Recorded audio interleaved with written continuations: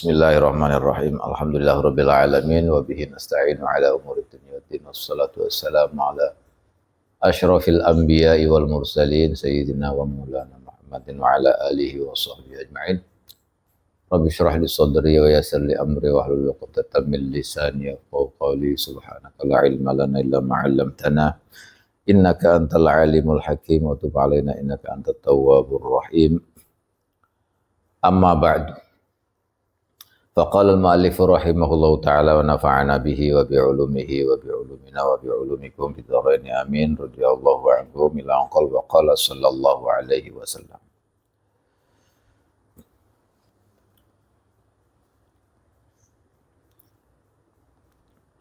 Wa qala sallallahu alaihi wasallam man shalla qabla al-'asri arba'an harramahullahu 'alan nar. Insyaallah. Utawi sapane wong iku salat sapa man qabla al-'asri dalam sawise salat asar, ing dalam sadurunge salat asar. Salat arba'an ing 4 rakaat, arba'an ing 4 rakaat. Haroma mongko ngaromaken iman sapa Allah Gusti Allah. Alan nari ngatasé neraka. La ilaha illallah.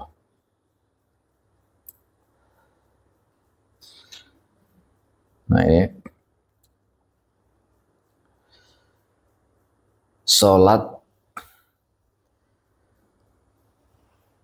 4 rakaat sebelum sholat asar.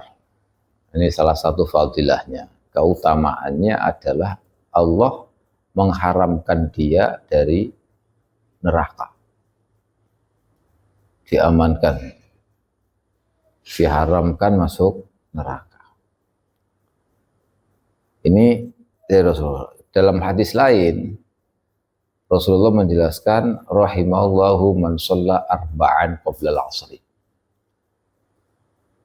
Didoakan langsung oleh Rasulullah, kata Rasulullah, mudah-mudahan Allah memberikan rahmat kepada orang yang sholat 4 rakaat sebelum asar.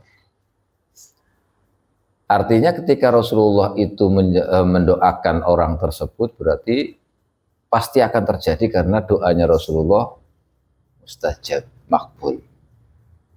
Bahkan itu dijanjikan oleh Allah, wala saufa yu'tika rabbuka fatarda.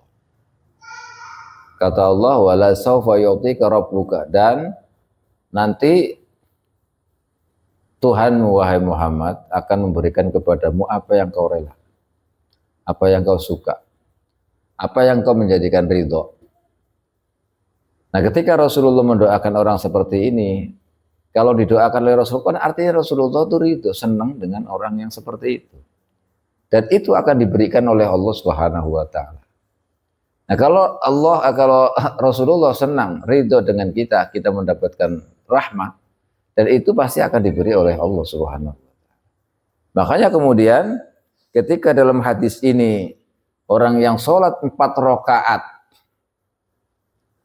maka diharamkan baginya neraka, api neraka. Ini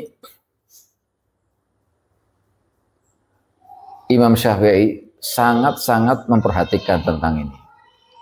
Bahkan Imam Syafi'i sendiri itu tidak pernah meninggalkan 4 rakaat sebelum asar. Imam Syafi'i ini. Makanya kata Imam Nawawi, Syekh Nawawi Banten itu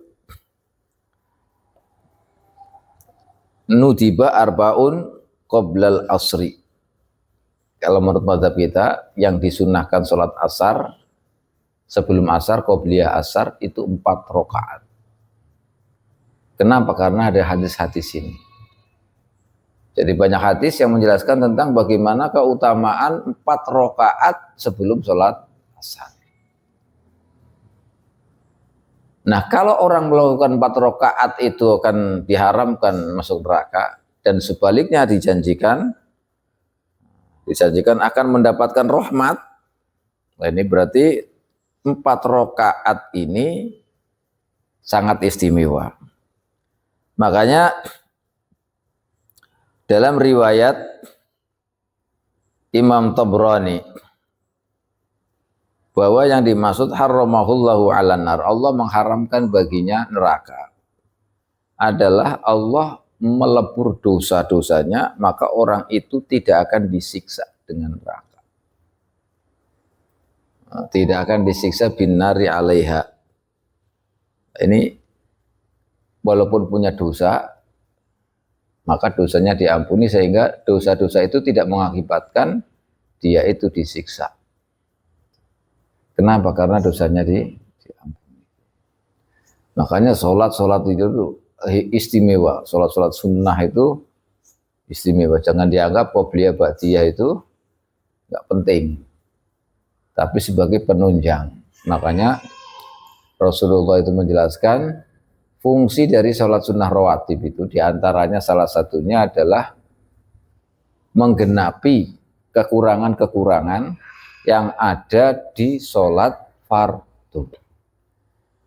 Hanya prosentasenya itu lebih banyak, 70 rakaat itu bisa menggenapi kekurangan-kekurangan yang ada satu di sholat fardu. Satu sholat fardu itu akan digenapi dengan 70 rakaat.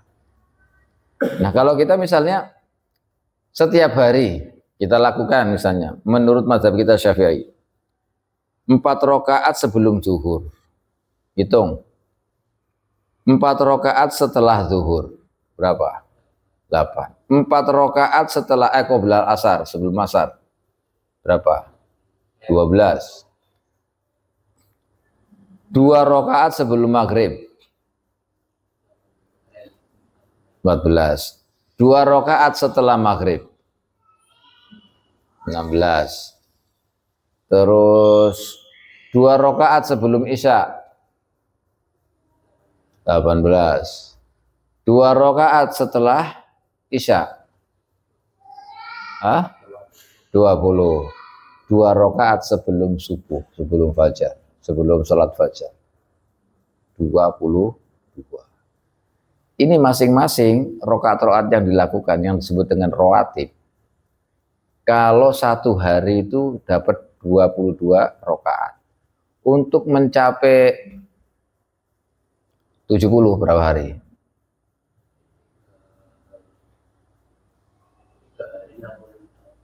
3 hari 66.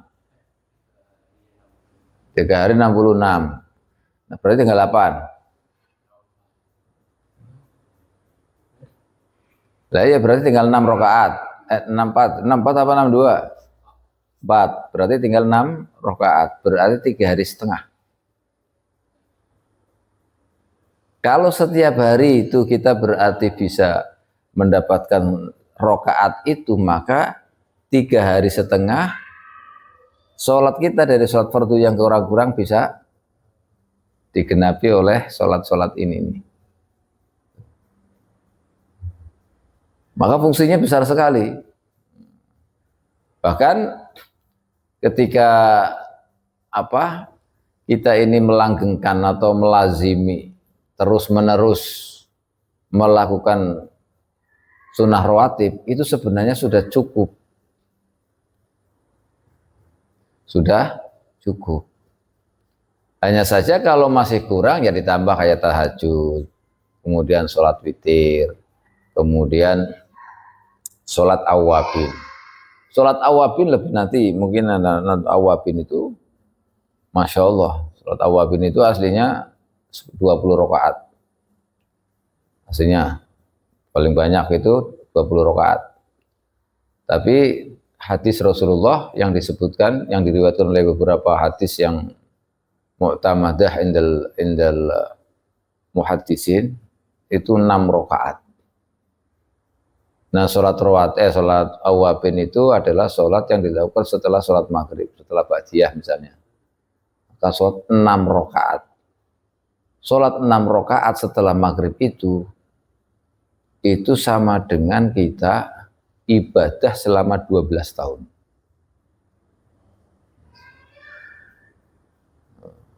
Sama saja kita ibadah selama 18 tahun. Ini sholat tok loh ya, sholat. Nah kalau 12 tahun misalnya kita setiap hari berapa hari? tinggal ngalihkan aja. Kalau misalnya 10 hari berarti 120. 12 kali 10 berapa? 120. Itu baru 10 hari. Sebulan berarti kali tuh. Itu baru berapa? 3 bulan. Kalau setahun berapa? Nggak bisa dibayangkan. Maka ini salah satu keistimewaan umat Nabi Shallallahu Alaihi Wasallam. Umurnya pendek, sedikit, orangnya lemah, tapi ketika beramal hasilnya banyak sekali. Berbeda dengan umat-umat dahulu, nabi-nabi dahulu. Orangnya besar, orangnya kuat, tapi tidak memiliki keistimewaan seperti ini. Nah, ini makanya kalau kita tidak berterima kasih kepada Rasulullah, kita tidak cinta dengan Rasulullah, itu kebalik. Makanya kita salah satu kewajiban kita adalah mencintai Rasulullah. Qul in kuntum tuhibbunallah fattabi'uni yuhibbukumullah wa yaghfir lakum dzunubakum. Semuanya gara-gara Nabi. Makanya kita sebenarnya menjadi umat Nabi itu paling enak, sudah paling enak. Dengan sholat rawatib aja begitu tadi. Ya kan?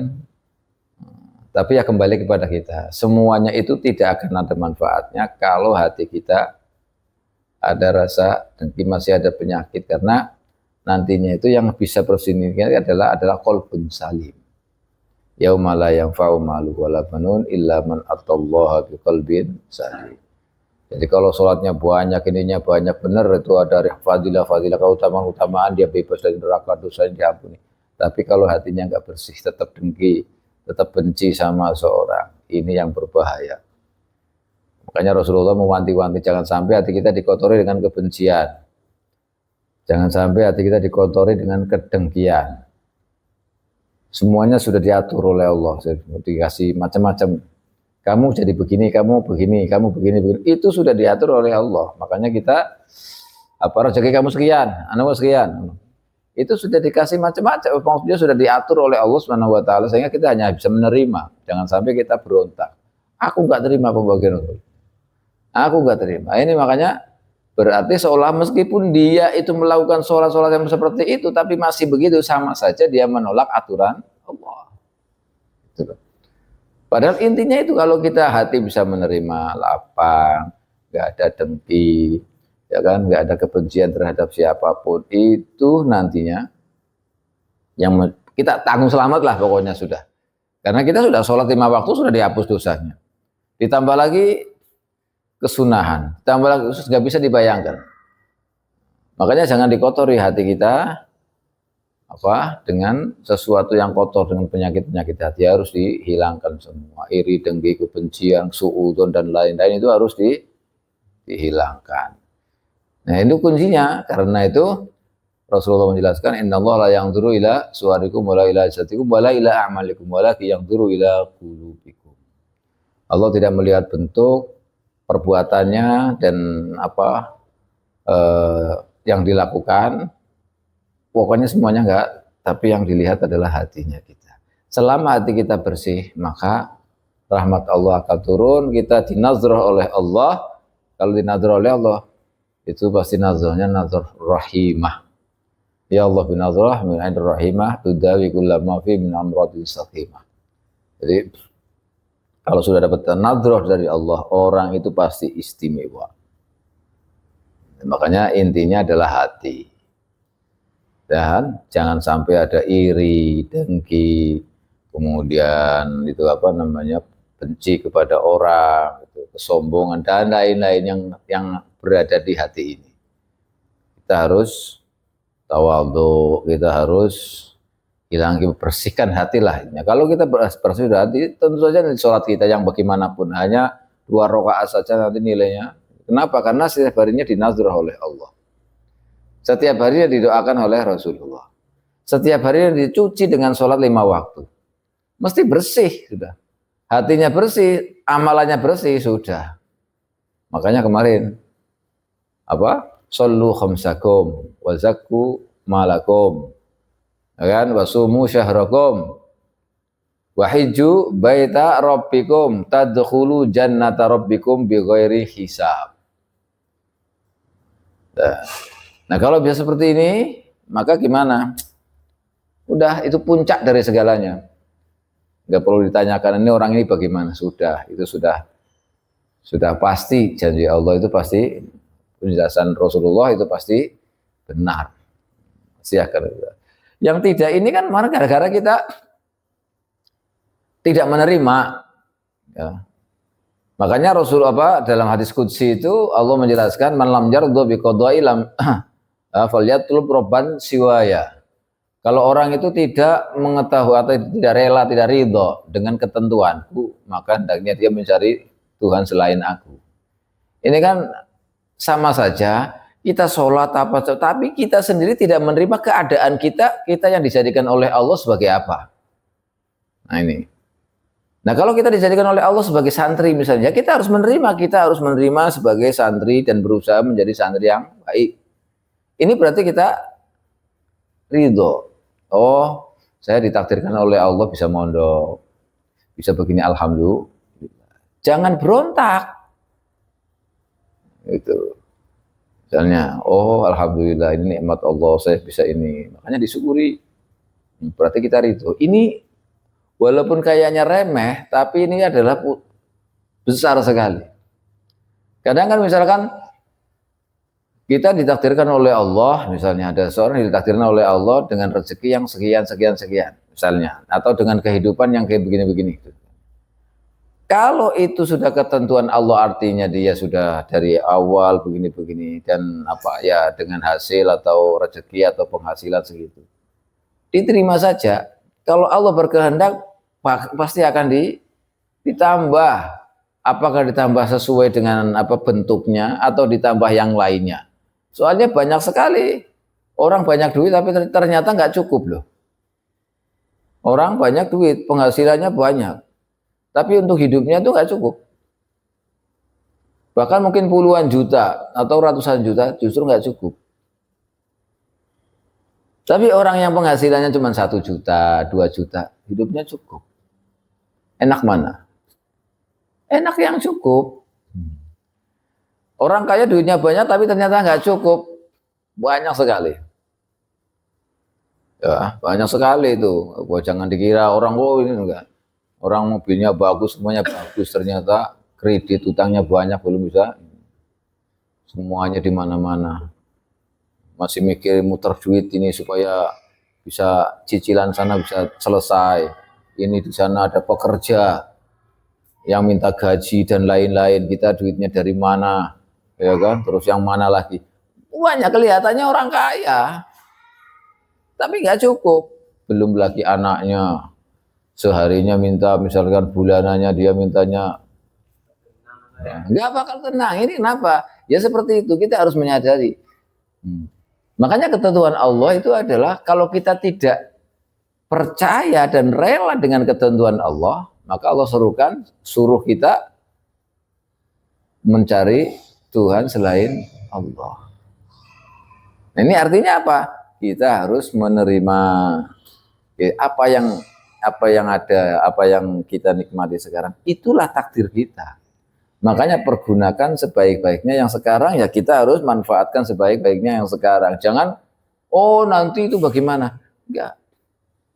Karena kalau kita berhayal nanti misalkan dalam kehidupan dunia, kita malah sengsara, nelangsa, ngerentes, melihatnya, waduh nanti saya gimana ya? Akhirnya jadinya pusing. Yang mestinya sekarang ditekuni, diseriusi, gelambiar. Jadi nggak serius, pikirannya berubah. Mestinya yang sekarang ini kita seriusin. Itu namanya kita menerima takdir Allah. Kecuali orang yang bergelimang atau takdirnya di mana banyak maksiatnya, banyak kesalahannya, itu harus banyak-banyak kembali kepada Allah, bertobat, kembali minta kepada Allah supaya yang paling ditakdirkan oleh Allah yang paling bagus. Makanya ada doa Dinis Busa'ban misalnya. Allahumma in katabtani, ya kan? Ketika ya Allah, ketika engkau tentukan apa, ketika engkau tentukan kami ini termasuk orang-orang yang banyak dosa misalnya, maka rubahlah hari ini dijadikan orang yang dalam takdirmu yang berbahagia, yang banyak kebaikan bukan banyak dosa. Kalau ditakdirkan, engkau takdirkan saya di tahun ini, di hari ini adalah orang yang kurang rezekinya, maka rubahlah. Kita meminta maksudnya kepada Allah agar, ya kenapa? Karena ini semuanya ketentuan Allah. Bukan kita tidak ridho. Ini kalau memang setiap harinya atau banyak dosanya lah, selalu bergelimang dosa, maka harus sering-sering mendekatkan diri kepada Allah dan berdoa ya, supaya bisa diberi kekuatan oleh Allah bisa meninggalkan maksiatan, meninggalkan dosa. Karena dosa maksiat itu hakikatnya, jangan kita ambil remeh, itu akan membekas di hati. Ibaratnya kalau orang itu pernah berbuat salah, nanti di hati misalnya itu ada nuktoh, titik hitam. Kalau ada dosa lagi, hitam lagi. Semakin banyak maka hatinya jadi hitam. Untuk mensucikannya berat. Kalau sudah, makanya orang itu kadang-kadang kalau belum mau mati nggak mau tobat. Misalnya pemabuk, contoh ini contoh, banyak sekali kejadian-kejadian orang itu hobinya mabuk. Kalau nggak mabuk nggak enak, misalnya ini banyak sekali kejadian ini. Sehingga suatu saat karena dia itu penggemar istilahnya kecanduan itu, tertimpa sakit, serangan jantung, serangan apa, yang menjadikan dia mau mati lah, disebabkan karena minuman-minuman itu. Maka saat itu genting itu baru dia sadar kalau nggak mau mati. Kalau mati dalam keadaan begitu kan bahaya. Akhirnya dia sadar, langsung bertobat, tinggalkan minum-minuman. Ini baru sadar. Memang orang seperti itu. Ada kecenderungan ke sana. Kalau belum mentok itu nggak bisa berubah. Tapi jangan sampai seperti itu, karena kita tidak tahu. Jangan-jangan pas waktu kita maksiat dicabut nyawanya oleh Allah, jadi su'ul khotimah wal iyadzubillah. Makanya kita harus waspada. Ini kembali lagi, jadi umat Rasulullah itu sangat istimewa. Tapi yang terpenting hati harus dibersihkan. Jangan sampai ada rasa nggak baik sama teman, sama tetangga, sama saudara, atau benci atau suudzon dengan enggak boleh. Apalagi sama orang tua, sama paman, sama pokoknya semuanya lah yang dalam kerabat-kerabatnya. Ini jangan sampai, karena hati itu nanti kalau sudah terbiasa begitu, untuk dihilangkan susah sekali. Untuk dibersihkan itu perlu ini. Kalau dulu ada cerita Sunan Kalijogo bertapa 40 hari misalnya, dipantau oleh Sunan Bonang kan, itu untuk mensucikan jiwa. Itu yang menggembleng adalah wali. Nah kalau kita, makanya kita harus menjaga diri sendiri. Harus berusaha bersihkan hatinya, biar hati jadi hati yang bersih, tidak ada masalah apa-apa, tidak ada ini yang paling penting. Karena dasar semuanya inilah hati. Kalau hatinya ini baik, insya Allah nanti kesananya baik. Karena hati itu di dalam yang menggerakkan semuanya. Tangan, mulut, mata, semuanya. Itu yang menggerakkan adalah hati. Kalau hatinya muti', hatinya itu taat kepada Allah, mesti akan menjaga raganya ini dari maksiat-maksiat, dari hal-hal yang tidak baik. Tapi kalau hatinya kotor, ya pergerakan tangannya, kakinya, semuanya di dalam raganya itu, raganya bergerak dengan yang tidak benar, maksiat, bohong dan lain-lain lah gitu. Kenapa? Karena dari hati itulah nanti keluar perbuatan apakah ucapan, apa semuanya itu bersumber dari hati. Idza salaha ala inna fil jasadi mudghah, idza salahat salahal jasadu kulluh, wa idza fasadat fasadal jasadu kulluh. Ingatlah bahwa dalam diri kita ini ada segumpal mudghah. Kalau itu darah itu bagus, baik, maka semuanya akan jadi baik. Tapi kalau rusak, maka semuanya jadi rusak. Dan ini kan susah, soalnya kita nggak tahu hati orang lain. Mau bagaimana. Tapi kalau kita berusaha untuk membersihkan hati kita, insya Allah akan mendapatkan pertolongan dari Allah. Tapi agak berat. Makanya Allah menjelaskan, walladzina jahadu fina lanahdiyannakum subulana. Innallaha ma'al muhsinin. Artinya kita dalam membersihkan hati atau apa saja kita di dunia ini perlu adanya mujahadah, jihad. Ada kalanya jihad macam-macam, jihadun nafsi ada, ya kan. Jihad artinya itu melawan semua yang tidak sesuai dengan apa yang dibawa oleh Rasulullah. Itu namanya jihad. Jadi kita melawan, ya, berperang, tidak rela dengan apa yang tidak sesuai dengan apa yang dibawa oleh Rasulullah. Riba misalnya, ya, riba jelas dilarang. Maka kita jangan sampai rela dan diam. Paling tidak itu kita ingkar, paling tidak itu. Dan itu ad'aful iman, iman yang paling lemah. Judi online, nah sekarang kan judi online, jelas haram. Kalau namanya judi itu haram. Nah kalau judi haram, ya jangan, harus kita perangi. Jangan sampai kita mendukung, rela dan membiarkan. Bagaimana caranya supaya berhenti ini judi online? Nah, ini namanya jihad. Hanya saja kemudian dalam penerapannya, caranya untuk memerangi itu berbeda-beda. Sesuai dengan kemampuannya, seperti yang duduk di pemerintahan. Ada kemaksiatan, mereka wajib dengan kekuasaannya itu. Wajib, jangan dilihat wajib.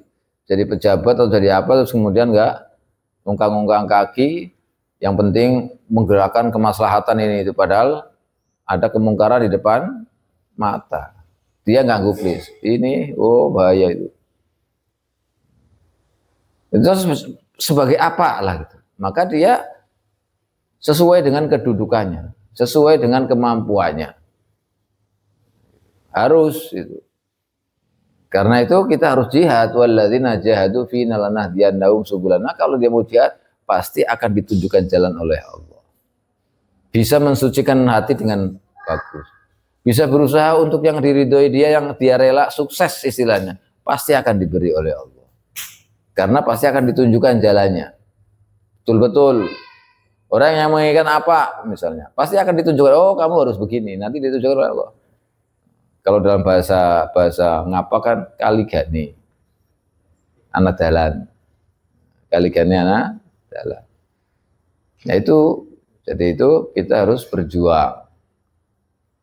Melawan, berperang, melawan apa yang tidak sesuai dengan yang diajarkan, yang dibawa oleh Rasulullah SAW.